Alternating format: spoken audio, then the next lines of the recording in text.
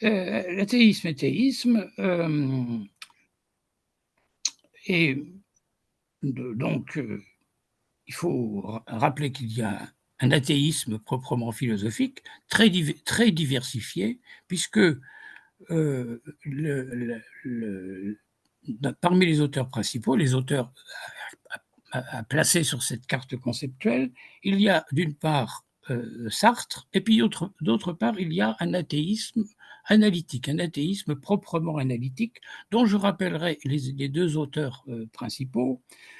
On pourrait dire que c'est un athéisme antarctique aussi, parce que ça vient soit d'Afrique du Sud, soit d'Australie, oui, puisque les deux auteurs principaux ici sont d'une part Findlay, qui est sud-africain.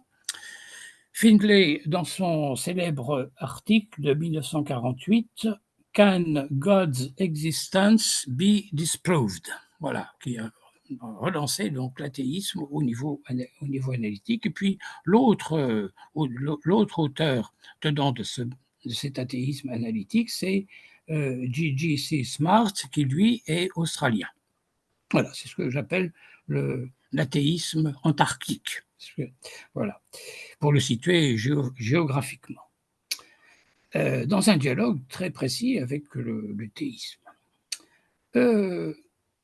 Et dans le théisme, donc, nous allons trouver cette opposition cette nouvelle opposition entre la gnose et ce qu'on appelle au sens large la science au sens scolastique du terme, la théologie comme science. Quand je parle de la gnose ici, c'est avec toute sa dimension historique, c'est-à-dire c'est la gnose de Marcion à Klossowski. C'est-à-dire, la gnose de Marcion, parce que ça me paraît typique de ce qui se passe au IIe siècle, c'est une réponse au choc que constitue pour la pensée antique le christianisme. Et puis, avec Klossowski, je vais avoir à y revenir parce que ça nous achemine sur autre chose. Mais donc, avec toute cette perspective historique. Et puis, quand nous arrivons au théisme, nous allons retrouver une division extrêmement fouillée des possibilités, car je crois qu'il va y avoir d'abord 3 directions principales de cette théologie se réclamant d'un statut de science. Donc, ou bien ce sera ce qu'on appelle la théologie négative. Théologie négative qui, d'après les doctes,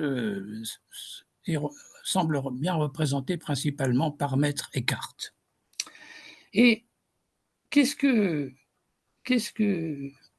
signifie cette première voie de la théologie négative? Je suis tenté de dire que c'est une théologie qui tend vers, avec une énorme influence néoplatonicienne, par conséquent une théologie qui tend à se confondre avec une sorte d'énologie, une théorie où l'un serait dans une sorte de concurrence avec le concept de Dieu.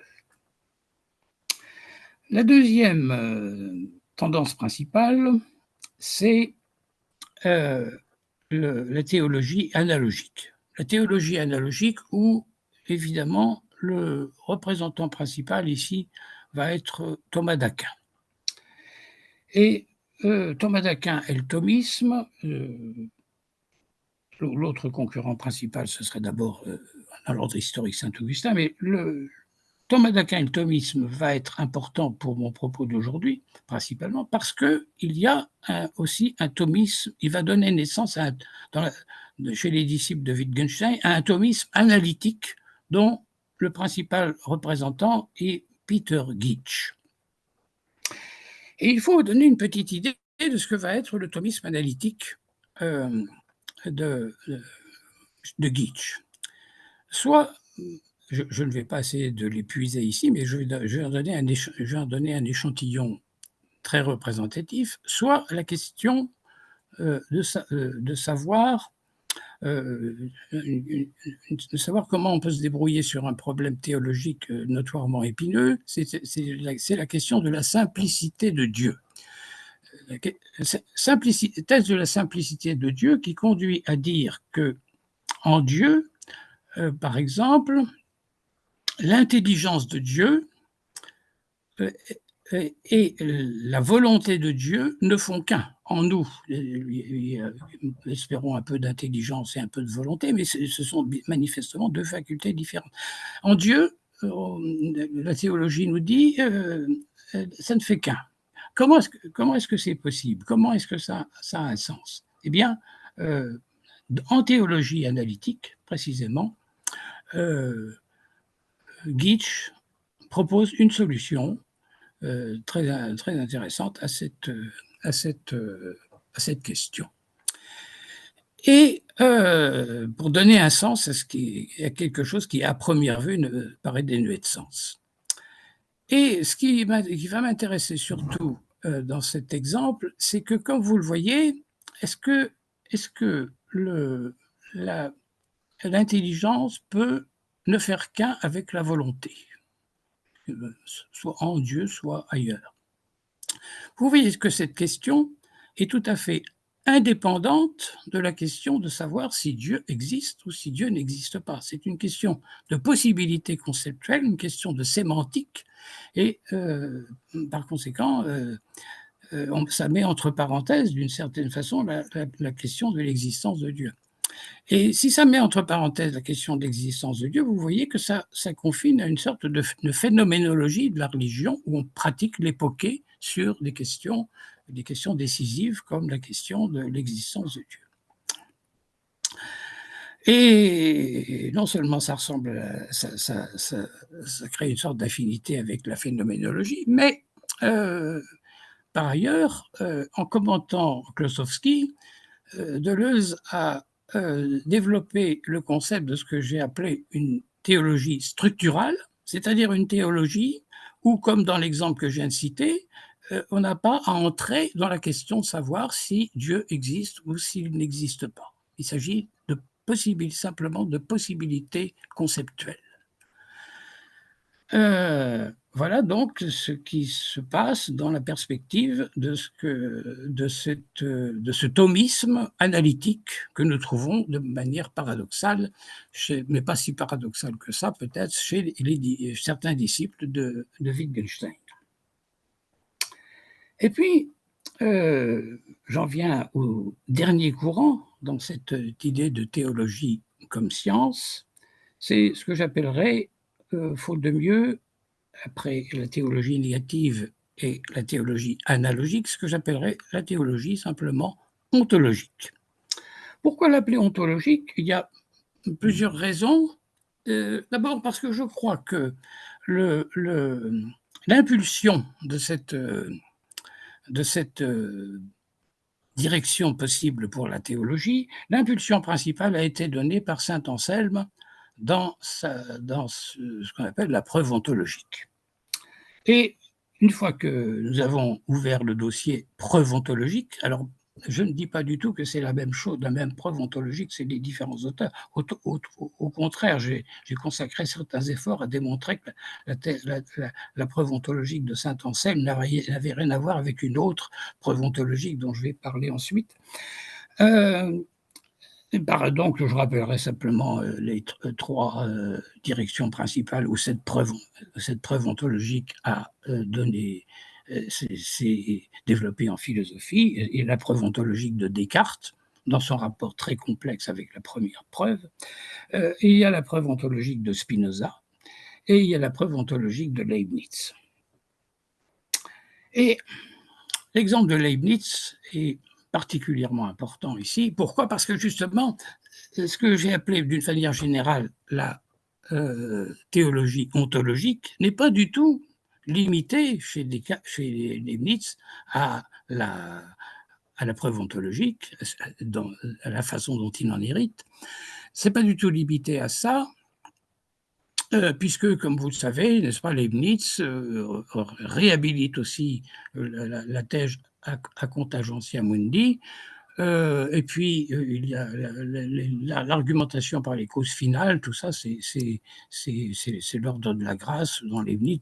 Donc nous avons carrément, chez Leibniz, une théologie éclectique qui va reprendre la totalité de toute la batterie, n'est-ce pas, des preuves de l'existence de Dieu. Et cette fois-ci, nous sommes le problème qui avait été mis entre parenthèses tout à l'heure, nous sommes cette fois-ci en plein dedans, donc nous avons la position la plus extrême sur l'ensemble du développement que j'ai essayé d'esquisser. Voilà, donc chez Leibniz, l'éclectisme de la théologie naturelle la plus développée. Et tout cela, si nous replaçons dans l'histoire, tout cela va être en quelque sorte phagocyté par un système beaucoup plus vaste et apparemment ambitieux, c'est Hegel. N'est-ce pas? Tout cet héritage leibnizien va passer par une sorte de... c'est pas un filtrage, c'est une sorte de développement proliférant chez Hegel. Et alors, qu'est-ce que ça donne maintenant? Qu'est-ce que ça donne maintenant dans la philosophie analytique?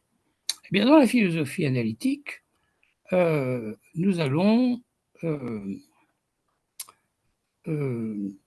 trouver deux courants principaux. Le premier courant principal, c'est précisément celui de Swinburne, qui va renouer, par exemple, avec l'argumentation par les causes finales, mais ce n'est pas du tout quelconque chez Swinburne, parce que Swinburne s'est fait connaître principalement comme, du point de vue épistémologique, comme un défenseur de la position inductiviste par opposition à celle qui est développée, par exemple, par Karl Popper. Voilà. Donc, tout ça est complètement assumé au niveau théorique, et c'est la première tendance que nous trouvons dans cette théologie analytique actuelle, théologie naturelle de tendance analytique. La deuxième tendance, tout à fait différente, c'est celle que nous allons trouver aux États-Unis chez Charles Hartshorne. Alors, Hartshorne, comme vous le savez, c'est un disciple de Whitehead, et par conséquent, il semble purement et simplement subordonné à ce qu'on appelle le courant de la process théologie, qui serait proche des positions qu'on a trouvées que j'ai repérées tout à l'heure chez Bergson. Mais la process théologie, ce n'est qu'un élément chez Hartshorne. Hartshorne est aussi très connu pour avoir reformulé une sorte d'argument ontologique sous une forme tout à fait qui échappe à l'objection classique de Kant, parce que c'est ce qu'on appelle l'argument modal sur l'existence de Dieu, qui est administré dans le système S5 de logique modale. Et ça reprend, si on lit bien, je crois que c'est le paragraphe 45 dans la monadologie, c'est la preuve, c'est une démonstration qu'on trouve déjà chez Leibniz, sous une forme extrêmement ramassée, mais dont on se demande comment elle peut être là dans le discours leibnizien, mais enfin, elle y est. Et donc, cet argument modal, dans les termes que j'adopte, c'est de la philosophie analytique, cette démonstration. C'est la philosophie analytique pure et dure, ce n'est que de la logique modale. Et par conséquent, vous voyez quelle est la situation actuelle dans la perspective historique qui est en même temps celle de cette division. Vous voyez la situation actuelle, c'est-à-dire que ce qui était uni chez Leibniz, cet argument ontologique qu'on trouve dans la modalogie, et l'argument ontologique modal. et la théologie naturelle plus classique avec l'argument par la finalité, l'argument par la causalité, etc., eh bien, tout cela qui était réuni chez Leibniz, nous le trouvons séparé dans la philosophie analytique actuelle, d'une part la tendance de Swinburne, d'autre part la tendance de Hartshorne. Voilà. Donc, si je me tenais à la simple division, d'après les stoïciens, division de notre question, de notre objet, de la chose religieuse, d'après la classification des signes des stoïciens, mon propos s'arrêterait ici. J'ai résumé cette espèce de théologie que nous obtenons par la méthode Bochinski plus Intica appliquée au langage religieux. Mais il arrive des choses curieuses de surcroît. C'est que n'est-ce pas que si vous voyez ma typologie, n'est-ce pas, Kierkegaard est très loin de ce qui se passe chez Swinburne. Nous sommes presque aux extrêmes. Mais il arrive que Kierkegaard s'invite chez Swinburne, comme je vais essayer de le montrer. Alors ça se trouve dans un livre plus récent de Richard Swinburne qui s'intitule, et vous allez voir que le propos change tout à fait, nous revenons un peu dans la controverse Ghazali-Averroès. Le livre de Swinburne de 2003, Oxford University Press, s'intitule The Resurrection of God Incarnate. Nous sommes au-delà de la théologie naturelle, de la simple question, y a-t-il un Dieu ? Et dans ce livre, Swinburne reprend une sorte de parabole qui avait été inventée par Kierkegaard dans ses miettes philosophiques. C'est la parabole du roi et de la servante. La parabole du roi et de la servante que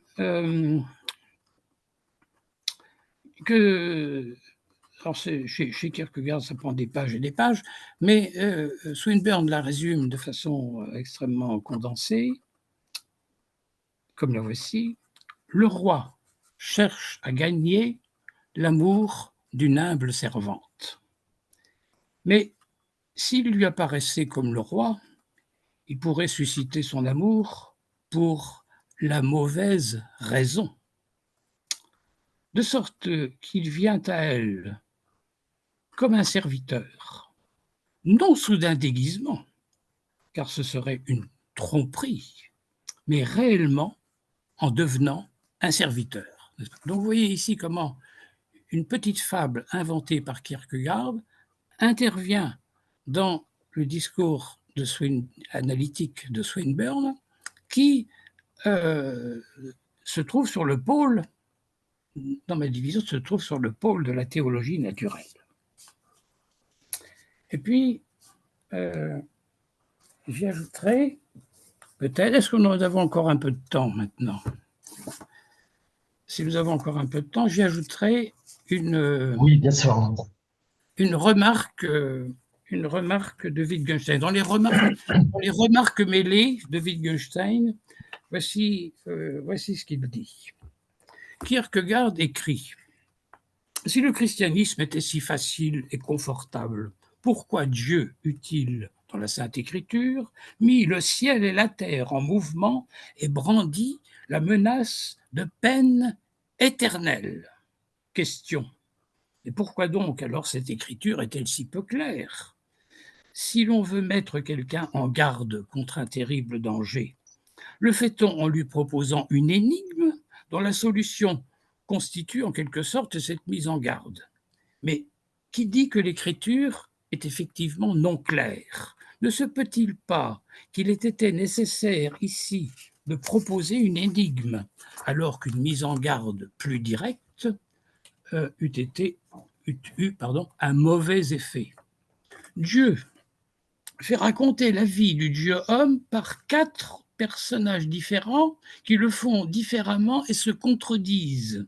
Mais ne peut-on pas dire, il est important justement que ce récit ne dépasse pas le niveau de la plus banale vraisemblance historique, afin que celle-ci ne soit pas prise pour l'essentiel, le décisif, en sorte que la lettre ne reçoive pas plus que la foi qui lui est due et que l'esprit conserve son droit. Autrement dit, ce que tu dois voir ne peut être offert par l'entremise d'aucun historien, fût-ce le meilleur et le plus exact.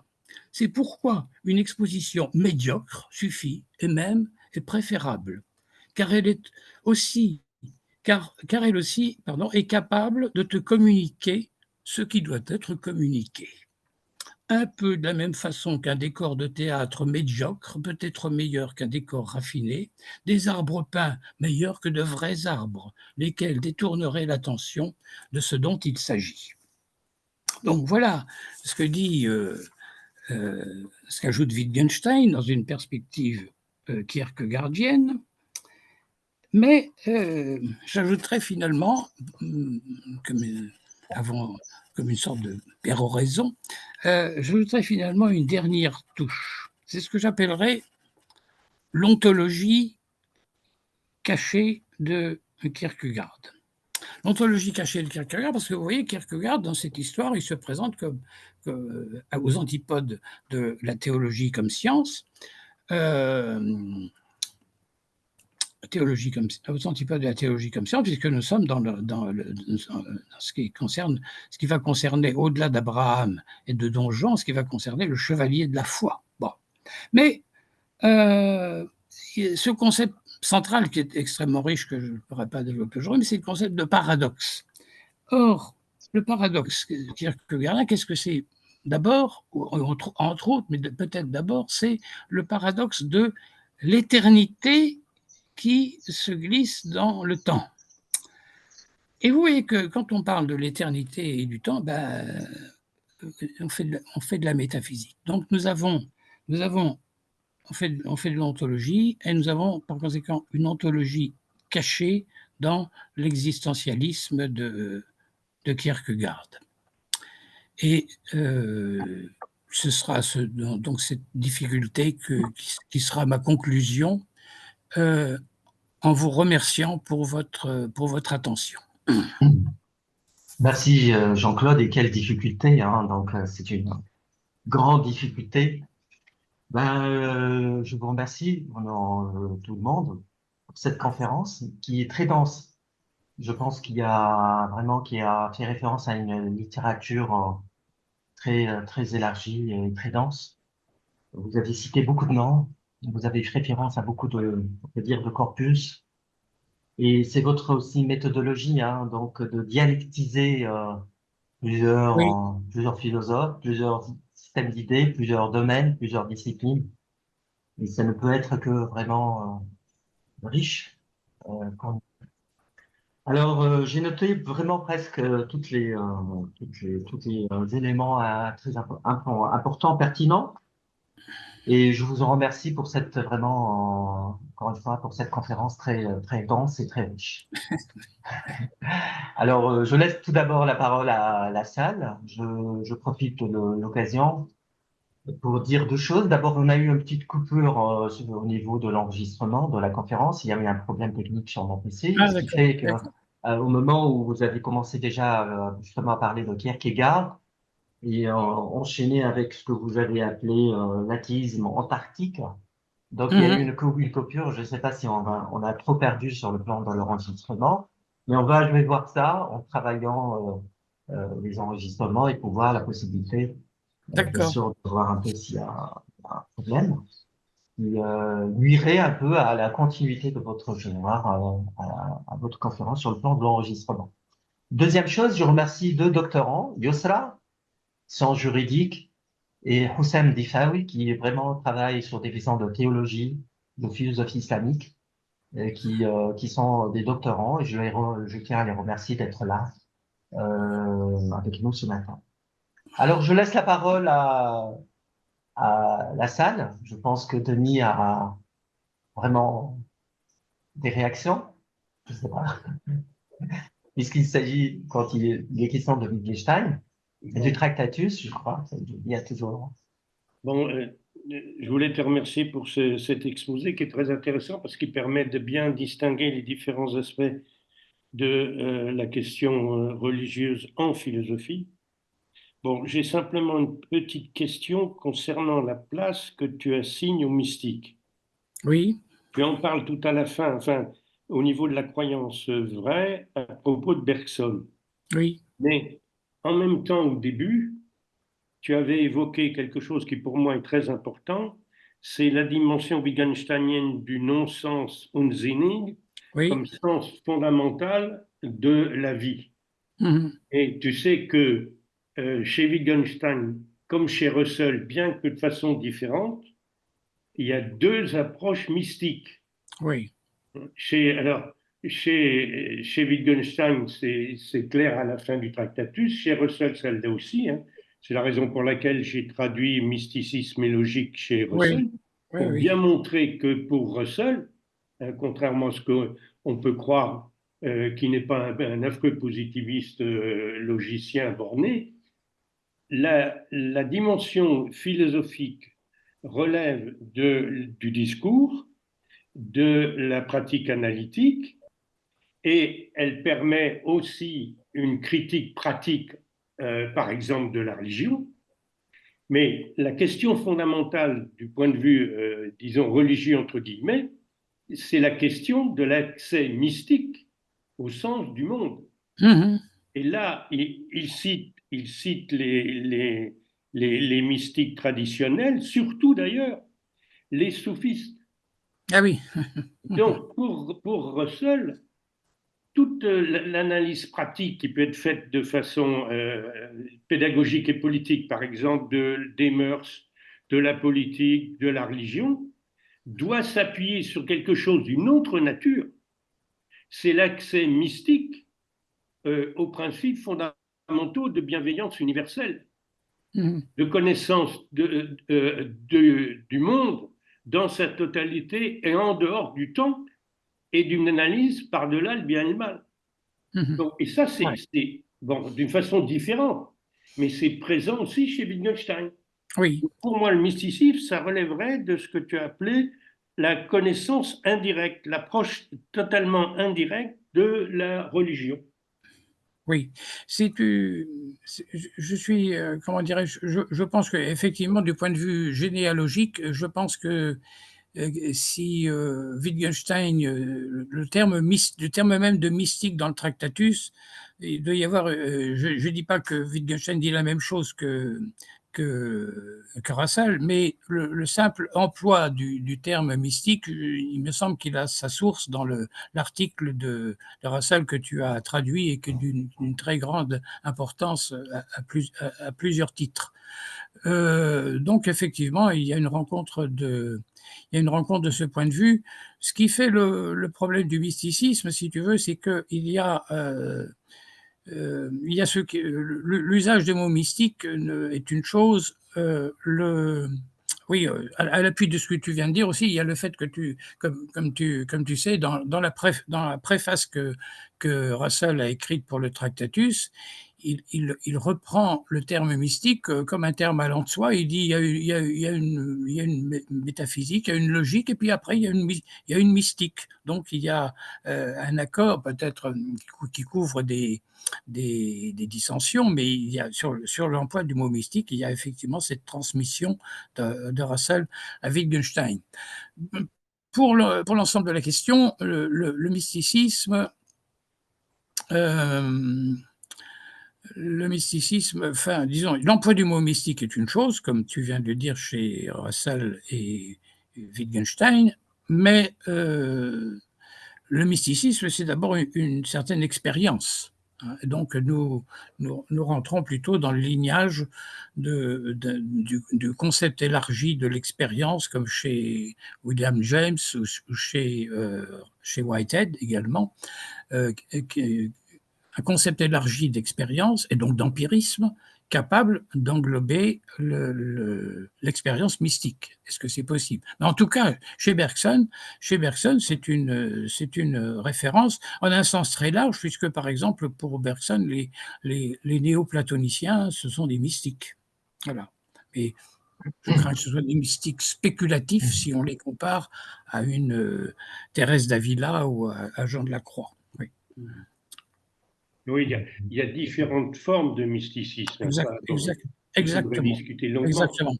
Mais par exemple, ce qui est amusant, c'est que dans sa nécro du Mind, Russell critique Wittgenstein pour son mysticisme. Oui, oui. Mais oui, mais c'est simplement que pour Russell, Wittgenstein commet l'erreur grave de mélanger la dimension mystique et la dimension philosophique. Pour Russell, c'est totalement séparé. Bien que la dimension mystique fonde l'attitude vis-à-vis de la vie. Mais pour Russell, il ne faut pas confondre les deux. Et pour lui, Wittgenstein arrive à confondre les deux. Mais chez les deux, il y a bien une expérience mystique. D'accord. D'une certaine forme. Alors, le rapport que tu établis entre mysticisme d'une part et ce que j'ai appelé la conception pragmatique me paraît autre chose. Je ne vois pas comment tu les articules. Alors, juste un point, c'est-à-dire la relation entre l'expérience mystique et le langage. Est-ce qu'il y a un lien chez Wittgenstein parce que l'ineffable existe? Est-ce que c'est le socle de l'expérience mystique? Et là, on sort du langage et on ne peut pas dire le mystique, ou bien on peut dire le mystique pour Wittgenstein. Dans le Tractatus, il me semble qu'il y a une sorte que ça ressemble beaucoup à la théologie négative. Hein. On est condamné à une sorte de mutisme. Alors, ce qui est important, c'est que du point de vue méthodologique, ça recouvre ça correspond et ça recouvre à l'opposition entre dire et montrer. Il y a ce qu'on peut dire d'une part, et puis il y a ce qu'on ne peut pas dire, mais qu'on peut montrer. Oui. Juste une indication, on a publié au numéro 11 un article de Denis Vernant qui porte sur ce sujet, c'est-à-dire qui compare la position wittgensteinienne et russellienne sur ce point-là du mysticisme. Donc pour les gens qui veulent vraiment approfondir un petit peu ce point, le numéro 11 de la revue Al-Mukhatabat, qui est un article de Denis Vernant. C'est très bien d'avoir une bibliographie là-dessus sur ces questions délicates et un peu négligées. Oui. Chez Wittgenstein, le mysticisme ne peut pas se dire en aucune façon, hein, parce que muo, ça veut dire silence, donc c'est silence.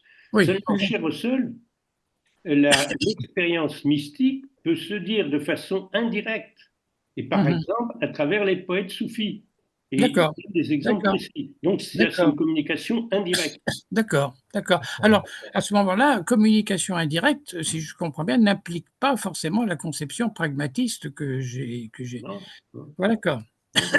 C'est très important parce que cette conception pragmatiste. L'enjeu peut-être est-il possible de distinguer le mystique, on peut dire philosophique ou non, du religieux.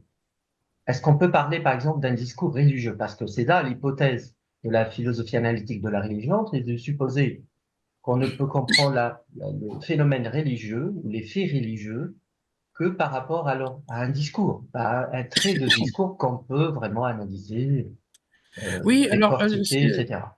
Et non pas, par exemple, et non pas une approche, par exemple, comme celle de Bourdieu, où on utilise les faits religieux ou bien le champ religieux. Là, la philosophie analytique peut-être se démarque des autres approches du fait religieux par le fait que ça insiste sur la possibilité d'extraire des traits distinctifs du discours religieux. Oui. Alors, c'est une question. Tu as raison de poser la question parce que ma position est celle de Bolchanski qui remonte à un concept plus général que le concept de discours, qui est le concept de signe. Hein. La typologie que j'ai utilisée concerne pas seulement les discours, mais une danse religieuse, par exemple, c'est un signe aussi. qui peut avoir, tout avoir une signification.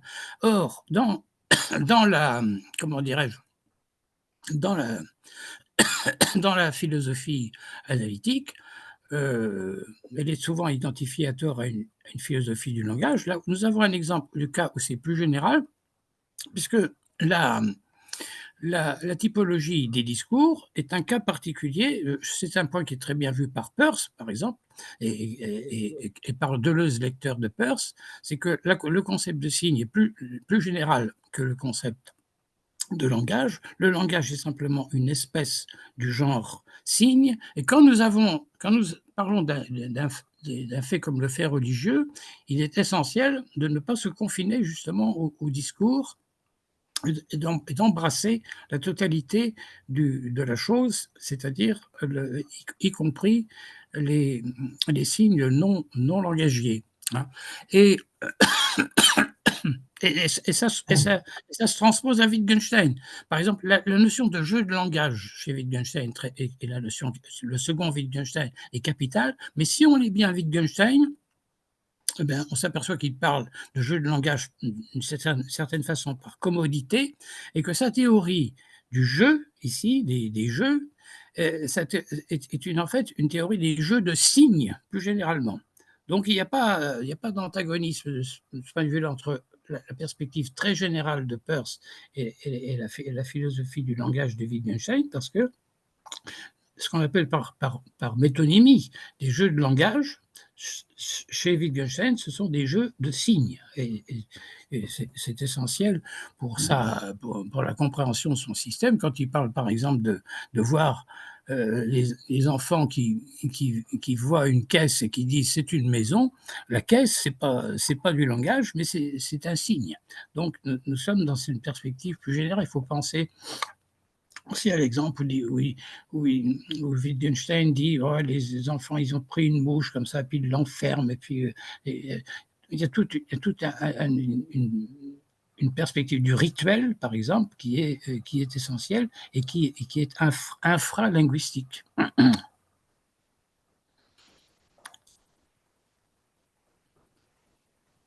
Infralinguistique, mais ça ne veut pas dire que nous nous confinons à ce domaine infralinguistique, évidemment.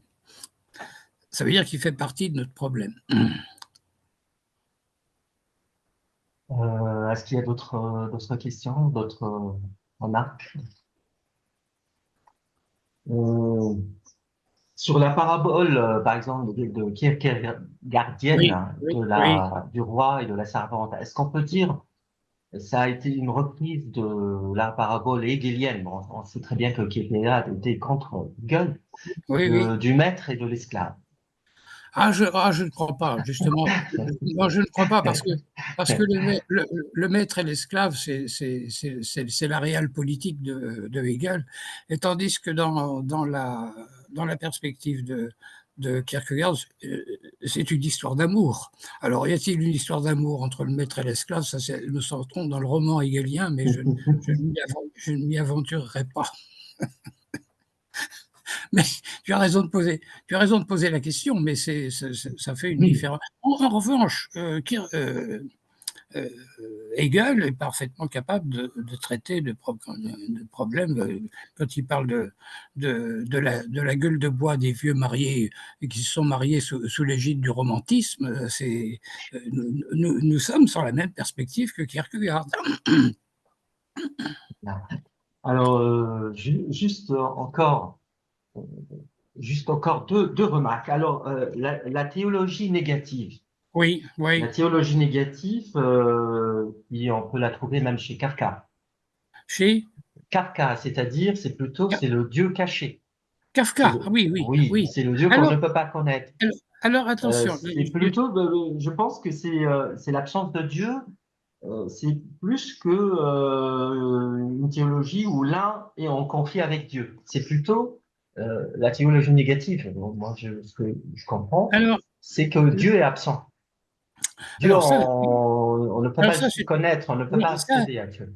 À mon avis, d'abord, le Dieu, tu as dit le Dieu caché. Le Dieu caché, ça, c'est de l'épistémologie. Dieu se cache, donc on joue à cache-cache. Tandis que théologie négative, ça veut dire théologie de la négation sur les attributs divins. Ah, c'est ontologique. Mais en revanche, alors, le Dieu absent, alors ça, c'est une autre histoire, c'est les théologies de la mort de Dieu. Comment faire si le mot de Nietzsche, Dieu est mort, le mot répercuté par Nietzsche, comment faire si. Voilà, ça c'est les théologies de la mort de Dieu. Mais Dieu s'absente.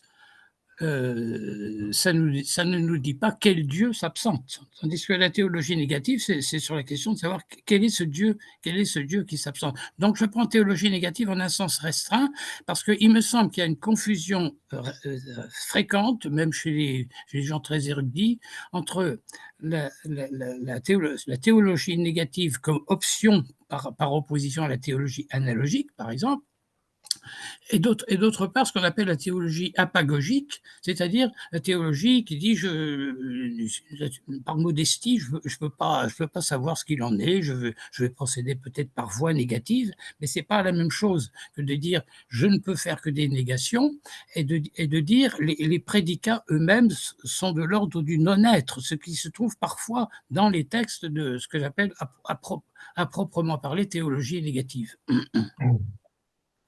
Alors, encore une petite remarque.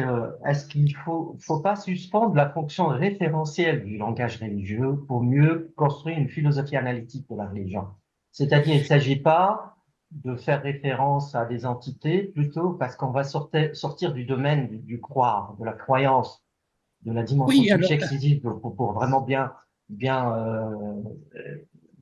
réfléchir sur la religion, analytiquement parlant. Est-ce qu'il ne serait pas beaucoup plus raisonnable de suspendre cette fonction référentielle du langage et ne pas parler en termes d'existence, par exemple, par rapport à Dieu? Ce que fait d'ailleurs un grand théologien rationnel allemand devenu américain qui est Paul Tillich, ou Paul Tillich, quand il dit que Dieu n'existe pas. Dieu n'existe pas parce qu'on ne peut pas traiter, par exemple, Dieu dans les termes de l'existence. Et un autre point, c'est-à-dire quand vous avez parlé de Leibniz, vous avez un peu utilisé de façon interchangeable théodicée et théologie. Est-ce que ça a le même sens pour vous? oui, alors là, il y a plusieurs questions. La théodicée, c'est le traitement du problème du mal. C'est un plaidoyer en faveur de Dieu en raison de l'existence du mal. Donc c'est simplement une partie de la théologie. Alors à part ça, Tillich, c'est ce que vous avez dit sur Tillich, c'est un auteur important effectivement, mais là encore il y a deux choses différentes. Suspendre la référence, c'est une possibilité méthodologique, évidemment, c'est très proche de la phénoménologie, hein, on pratique l'époqué sur l'objet religieux et on voit ce qui reste parmi les phénomènes, et ce qui reste, comme Husserl l'a démontré, est extrêmement important. Donc on peut faire toute une phénoménologie de la religion, mais j'ai même fait un plaidoyer pour cette perspective, n'est-ce pas, puisque j'ai essayé de mettre en évidence le fait que le travail conceptuel de Gitsch, par exemple, sur le thème de la simplicité de Dieu est indépendant de la question existence ou non-existence. Donc c'est une perspective possible pour la philosophie de la religion, mais je crois que c'est pas exclusif. Et la discussion entre l'athéisme à la manière de Finlay ou de Smart d'une part, et puis le théisme extrêmement développé en détail d'auteurs comme Swinburne, montre qu'un dialogue et une discussion rationnelle est également possible entre les perspectives les plus opposées. Et ça, c'est un acquis de la philosophie analytique également. Il y a un gros volume où Smart discute avec Haldane, je crois, sur toutes ces questions-là, avec l'opposition diamétrale entre athéisme et théisme. Merci. Alors, Yosra pose une question, elle demande qui est l'auteur de l'ouvrage Y a-t-il un Dieu? Y a-t-il un Dieu? C'est Swinburne. C'est traduit Swinburne. en français dans les éditions Ithaq. Hein. Et alors, ce qu'il faut savoir, c'est que c'est simplement un petit livre écrit en conclusion d'une œuvre monumentale ou en plusieurs volumes.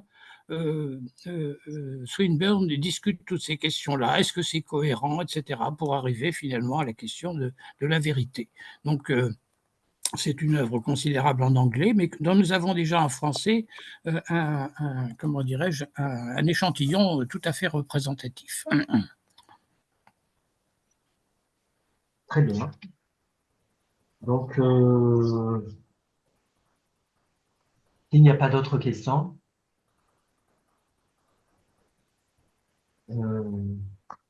encore une fois, je vous remercie, Jean-Claude. C'était vraiment Merci très, très réciproquement. riche. Merci à tous les participants. Voilà. Et je vous donne rendez-vous très prochainement avec une autre conférence et un autre débat. Et je vous souhaite une très bonne journée. Merci. Merci. Au revoir. Au revoir tout le monde, au revoir. Au revoir. Merci.